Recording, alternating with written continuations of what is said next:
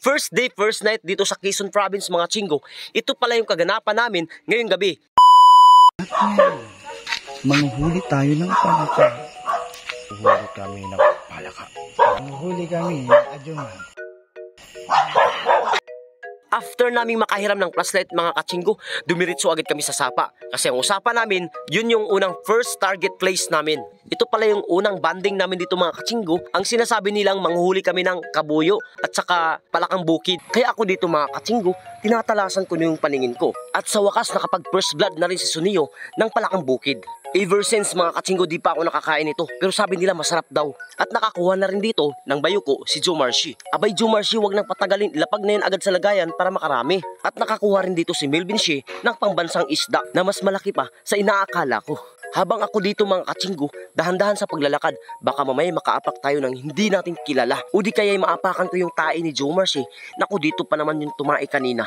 Palagi talaga tong sinasabi nila sa akin mga kachinggo na masarap daw to kapag naluto na. Hindi ko alam kasi wala akong alam dito at never since di ko to talaga natikman. At ayun nga mga kachinggo, nakahuli na naman siya ng palakang bukid. Ganito pala yung paraan mga kachinggo kung paano patayin yung palakang bukid. Na sa bawat hampas ni Jomarshi, ako yung napapaaray mga kachinggo. Nung nasa probinsya pa ako mga kachinggo, gagamba lang yung hinuhuli ko at mga ganitong oras yun mga kachinggo. Pero tinigil ko yun kasi lagi akong nakakasalubong ng mga ahas. Kaya sobra talaga akong nag-iingat dito mga kachinggo. Lahat naman kami dito nag-iingat. Kasi alam nyo na, kapag gabi, labasan talaga yan ng mga ahas, lalo na dito sa may sapa. Dito ko lang napagtanto mga kachinggo na nakakain pala to mga ganito. Cool pala ang tawag nito sa amin, bayuko pala to dito sa kanila.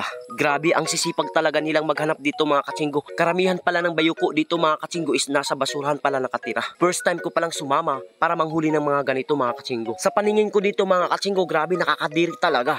Iwan ko na lang sa kanila bakit sarap na sarap sila dito. So fast forward muna tayo mga kachinggo, napag-isipan pala namin lumipat kami ng area. As for now mga kachinggo, nandito na kami sa may tulay. Agad-agad na rin kinuha ni Ayan Shea yung kanyang panambat. Kaya pala masakit yung paa ko mga kachinggo, meron palang nakatusok. So as for now mga kachinggo, yan muna pala lahat ang kuha namin. Ang bilis, ang bilis. Pero hindi pa ako nakakain nito. Bukas na lang namin lutuin to kasi alas 10 na guys. Dami.